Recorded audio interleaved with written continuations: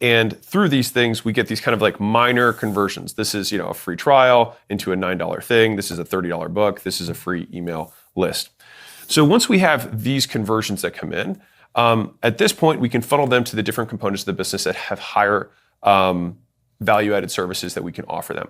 Now, as of today, we really only have one, which is AP, or the advisory practice. These are the workshops that we actually hold in Vegas at our headquarters with our associates, our analysts, our directors who help hands-on with business owners.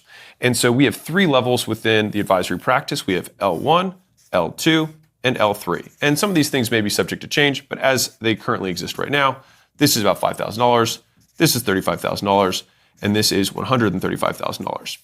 And so people come into L1, a certain percentage of those people then say, hey, I want more help, so they go to L2. And some of those people say, hey, I want even more help, specifically from Alex, or more detailed help, and they go to L3. Very simple names here. Now, underneath of this, this then generates, obviously, revenue. And this is where it gets a little bit more interesting. And I'm going to fill this extra space in a moment. But as the revenue comes out the other side here, right, and we have revenue that comes in from our media as well, right, and books also create revenue, and school also gives us revenue. But all of these things then shuttle to money on this side, right? All of these are in some ways revenue producing.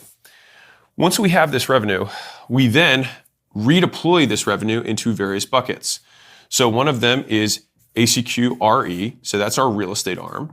This is where we buy real estate properties, typically multifamily. We have a good partnership through ARC.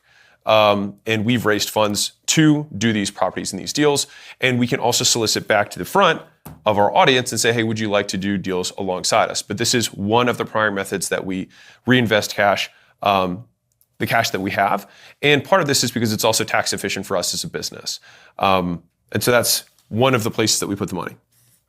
The next places that we put the money, and this is obviously outside of more people, more infrastructure, more tech, the reinvestments that we put inside of the business. The excess cash goes into ACQ Ventures. So this is our venture portfolio.